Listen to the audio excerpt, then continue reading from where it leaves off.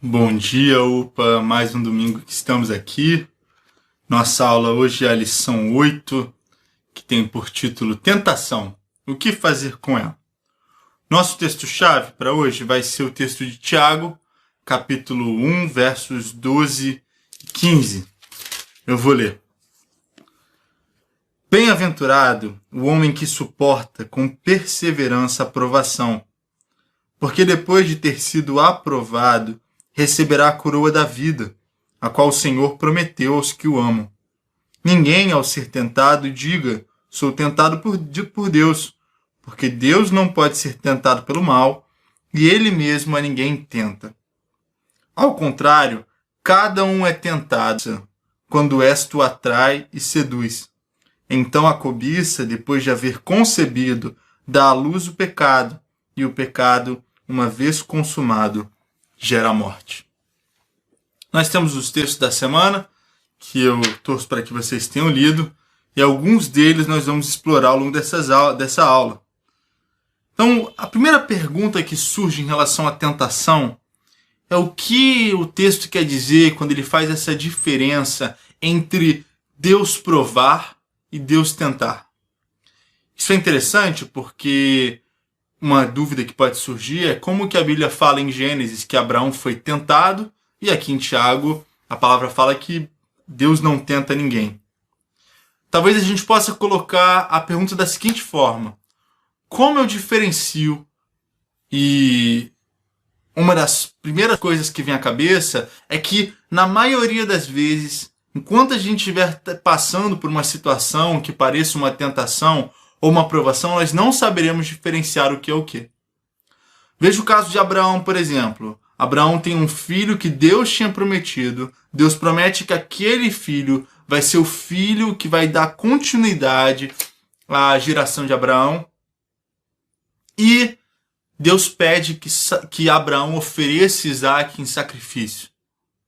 Ora, se Abraão, ouvindo a palavra de Deus, tivesse duvidado, não crido e não obedecido, isso teria sido uma tentação, porque Abraão teria cometido pecado e, consequentemente, caído na ideia de que Deus era mentiroso.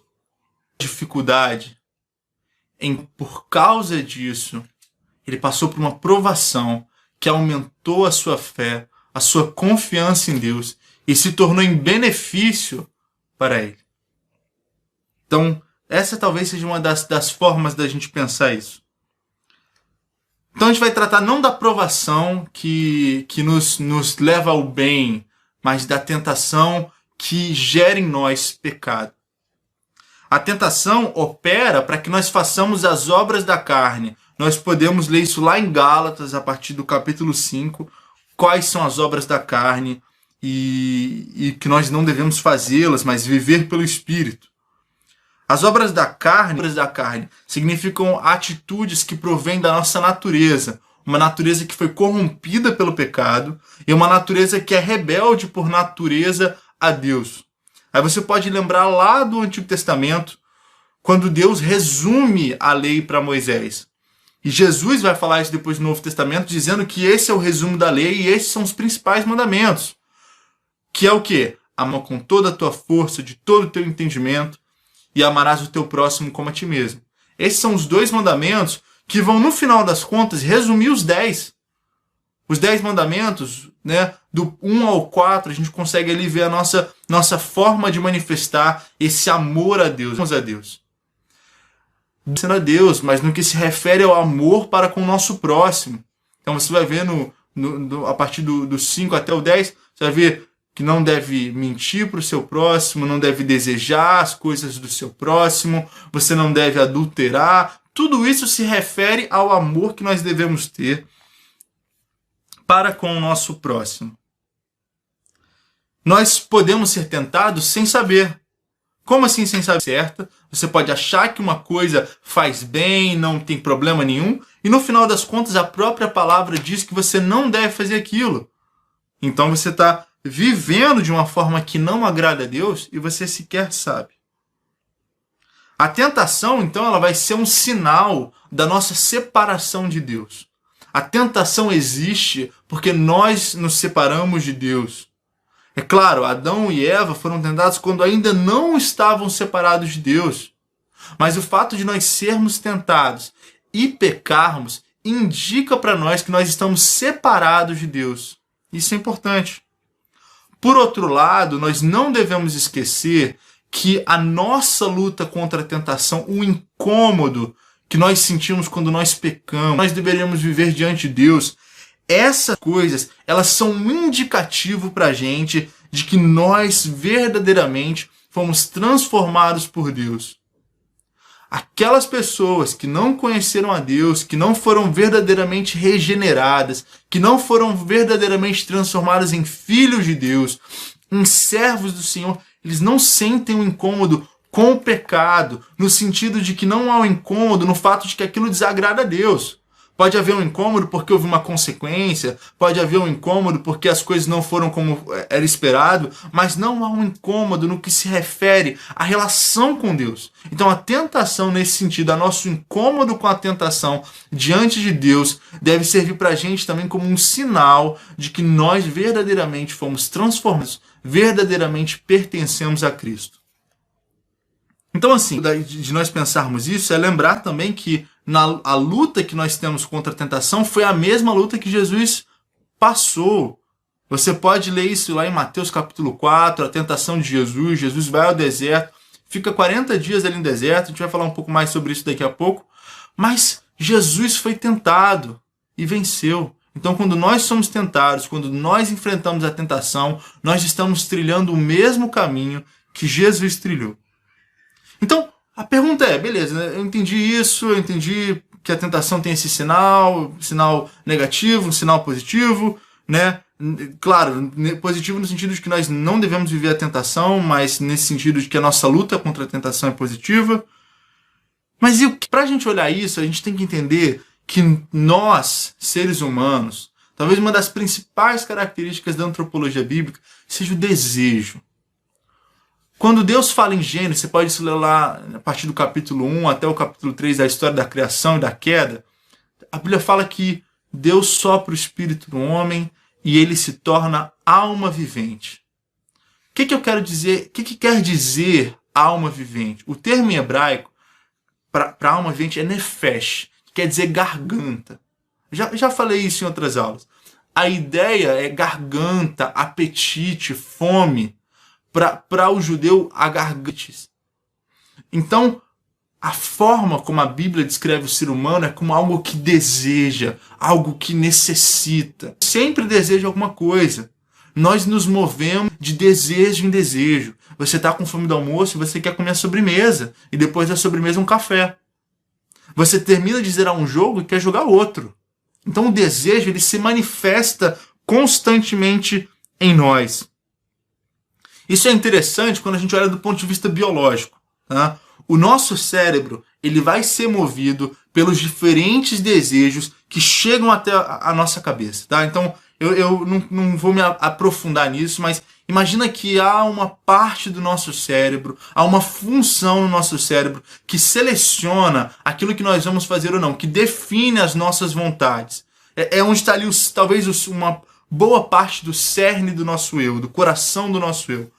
Essa parte é iniciada por diversos desejos, por diversas informações que vêm do nosso corpo. São os cheiros que nós sentimos, é a fome, a sede que nós estamos sentindo naquele momento, se nós estamos hidratados, se não estamos hidratados. São desejos que vão desde o mais básico, daquilo que é essencial para viver. Quando você está com falta de ar, você sente vontade de respirar mais, você fica consciente disso. Até desejos mais complexos, o desejo de ouvir uma música, o desejo de se alegrar com uma pessoa, o desejo por carinho, por atenção. Somos movidos por desejo. Então, esses desejos, do ponto de vista biológico, nós temos que entender que no cerne também, tanto desse perspectiva da antropologia bíblica, quanto dessa perspectiva da nossa biologia, o desejo é algo essencial em nós. Então, quais são os fatores e as influências que mudam e alteram a maneira e os objetos do nosso desejo? Então, por exemplo, né, a gente tem na lição, não sei se vocês chegaram a dar uma olhada, mas a gente tem aqui um quadrozinho para mostrar o que influencia a nossa tentação. Eu poderia fazer outro colocando muitas dessas coisas aqui como aquilo que influencia os nossos desejos. Então, os nossos relacionamentos influenciam os nossos desejos. Por exemplo, se eu tenho proximidade com alguém e essa pessoa é legal, eu vou querer estar mais perto dela. Se eu tenho interesse amoroso com ela, eu vou querer uma relação com ela, uma relação amorosa, um casamento, alguma coisa do tipo. Nós temos pensamentos, você pode às vezes dormir totalmente com o dia seguinte, com uma prova, porque você tem que tomar uma decisão importante no dia seguinte. Nós somos influenciados por distrações. O nosso celular nos distrai o tempo todo, a gente falou isso em outras aulas. Então, várias questões, questões ambientais e do nosso próprio eu vão influenciar a maneira e aquilo que nós desejamos. De modo que muitas vezes nós vamos observar que o contexto afeta o nosso desejo para coisas que nós não desejávamos anteriormente. Eu vou dar um exemplo disso. Você talvez consiga pensar nos seus próprios exemplos, mas eu tenho alguns colegas que toda vez que eles não fumam, mas toda vez que eles vão numa festa e eles bebem, eles sentem vontade. Então é uma coisa assim totalmente contextual de um desejo que na vida deles e que se manifesta ali naquele momento. Então, por que a gente vai está falando sobre isso? Porque observar a nossa natureza, aquilo que a Bíblia fala sobre a nossa natureza, a verdade revelada na natureza, que é descoberta pela ciência, ela ajuda a gente a pensar sobre como que nós enfrentamos e como nós lidamos com a tentação. E a primeira coisa que eu queria dizer é que Jesus tinha um cérebro igual ao seu. Tinha um cérebro igual ao seu, que funcionava da mesma forma, porque ele tinha uma natureza que era 100% humana e uma natureza que era 100% divina. Então as tentações que você passou, elas não são que você passa, elas não são diferentes das tentações que Jesus, cérebro, que muitas vezes é egoísta, só pensa em si mesmo, que muitas vezes é inclinado para o mal,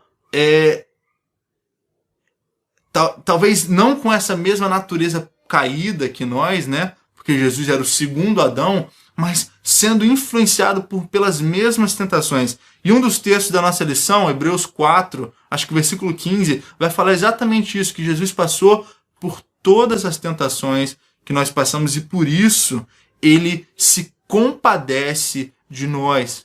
Por isso ele se importa e ele conhece a nossa fraqueza e a nossa capacidade de falhar. Então, como que nós enfrentamos a tentação, essas coisas, essa característica da nossa natureza, também nos dá um insight sobre como nós podemos... A gente pode, num determinado momento, fugir de uma tentação ali momentaneamente, e essa tentação voltar em uma outra situação. Por isso, nós temos que lidar com aquilo que é mais profundo em nós. E a tentação, ela vai ser vencida quando nós substituirmos os nossos desejos por desejos mais elevados. Vou dar um exemplo de como isso funciona. Vou dar outro exemplo médico, tá? Existe um teste que se faz por neurologistas e psiquiatras e pesquisadores da neurociência, que é um gambling test. Gambling significa apostando, né? Seria jogo de aposta. Então você tem 4 baralhos, tá?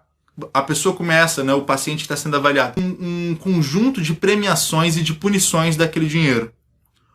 2 baralhos ganham dinheiro muito fácil. Então, são $100 que você ganha, $150 que você ganha, mas tem mais cartas que fazem você perder dinheiro do que cartas que fazem você ganhar dinheiro. Então, no final das contas, você vai perder mais dinheiro do que ganhar mais dinheiro. E 2 decks em que você ganha menos dinheiro cada vez que você pega uma boa carta, eles têm um saldo positivo melhor. Então o objetivo é que o paciente que tem as suas funções preservadas, ele perceba isso e ele passe a escolher o teste que no final das contas dá um resultado melhor, mesmo que individualmente as cartas não sejam tão boas. Por que eu estou falando isso?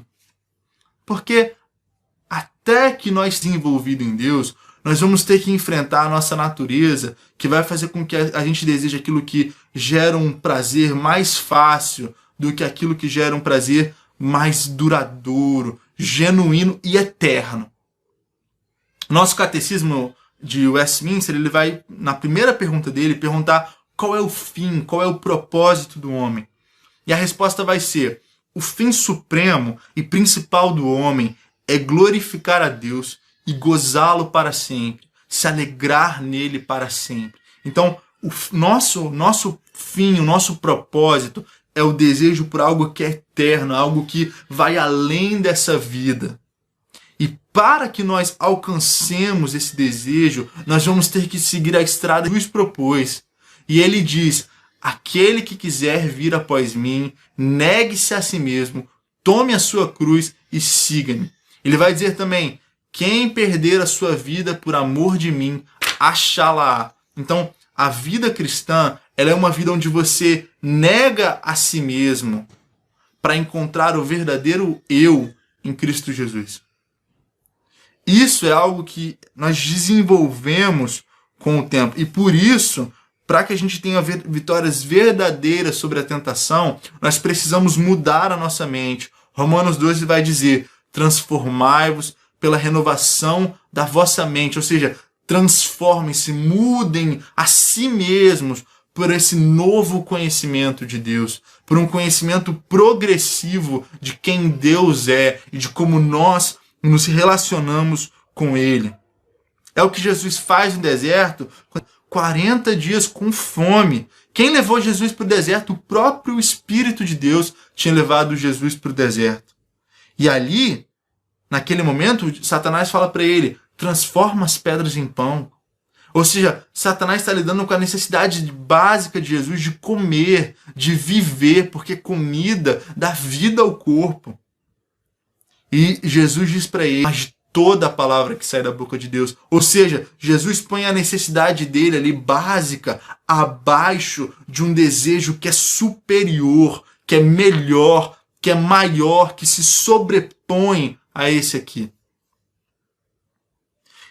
Por isso, parte da nossa luta contra o pecado vai ser reconhecer a natureza das tentações. O que isso quer dizer? A natureza das tentações é que nós somos incapazes de vencer a tentação por nós mesmos. A Bíblia fala que tanto querer como efetuar na vida cristã são obra de Deus. A Bíblia fala que a fé é dada por Deus, é um dom de Deus. A Bíblia fala que ninguém é salvo por aquilo que faz de bom. E aí fica a pergunta: se a Bíblia fala tudo isso, por que eu deveria enfrentar as tentações? Por que eu não simplesmente sento e espero alguma coisa acontecer comigo? A resposta é simples. A gente sabe que o livramento vem de Deus.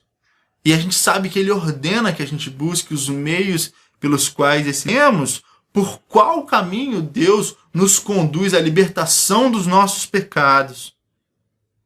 Mas nós sabemos que Deus ordena que nós tomemos as armas que Ele nos dá. Por isso, eu quero aqui destacar 4 pontos principais que estão no final da nossa lição. Primeiro, eu preciso admitir para mim mesmo que eu gosto do pecado. Eu preciso admitir para mim mesmo, diante de Deus, confessando a Deus, que por mais que eu adorasse, desejar a Cristo mais do que tudo, o meu coração muitas vezes deseja mais as coisas dessa vida do que as coisas eternas. Então essa é a primeira coisa. 1 Coríntios, a gente leu o texto de Tiago, que fala: cada um é tentado pelo seu próprio desejo, pela sua própria cobiça. 1 Coríntios vai dizer que Deus é fiel. 1 Coríntios 10, 13. Deus é fiel e não permitirá que sejais tentados além das vossas forças. Eu posso criar as mais variadas desculpas. Era a situação, eu não tinha força, eu estava triste, aconteceu isso, aconteceu aquilo. Mas no final das contas, você pecou porque você quis. Eu pequei porque eu quis. Então nós temos que reconhecer isso. Terceiro ponto, nós não devemos nos expor ao perigo. Fiel, eu não deveria, talvez, dar oportunidades. Talvez não, eu não deveria dar oportunidades para que eu seja tentado a trair a minha esposa. Se você tem dificuldades com aquilo que você vê na internet, se você tem dificuldades, por exemplo, com pornografia, talvez você não devesse ficar até tarde mexendo no computador sozinho. Se você tem dificuldades em amar alguém, talvez você devesse buscar ajuda e não alimentar as fofocas que fazem para você acerca daquela pessoa, porque aquilo vai aumentar o seu ódio por aquela pessoa. Então, são coisas que nós temos que observar, porque muitas vezes nós nos pomos nas próprias situações onde nós somos tentados. Quarto, Jesus em Mateus, no texto que a gente também tem na lição, vai dizer para os discípulos que o espírito está pronto, mas a carne é fraca. Por isso nós devemos vigiar e orar. O que é vigiar? Estar atento, estar desperto para as realidades espirituais e para as fraquezas do nosso próprio coração, colocando isso diante de Deus em oração. A oração é a nossa ferramenta, é o nosso instrumento que nos coloca debaixo da dependência de Deus nas nossas vidas. Por isso nós temos que crer em Deus e buscá-lo ardentemente, incansavelmente, em oração, para que nós possamos vencer as tentações que nos cercam. Eu creio que o todo da nossa aula é esse. Nós temos que lidar com as tentações como parte importante da vida cristã. Nós temos que procurar sondar o nosso coração, conhecer a palavra para conhecer onde nós somos tentados e sequer percebemos. E tendo reconhecido isso, passar a viver uma vida devocional, onde nós enfrentemos essas dificuldades, onde nós busquemos ajuda dos nossos pais, da igreja, dos nossos pastores, onde nós busquemos conselho, sabedoria, conhecimento que nos ajude a, como Jesus, responder às tentações com a palavra. Devemos reconhecer que as tentações têm o cerne no nosso próprio eu. É o meu eu que de pessoas, de contextos, da nossa cultura. E o próprio poder de Satanás no mundo são parte daquilo que ajuda as nossas tentações a vencerem o nosso coração.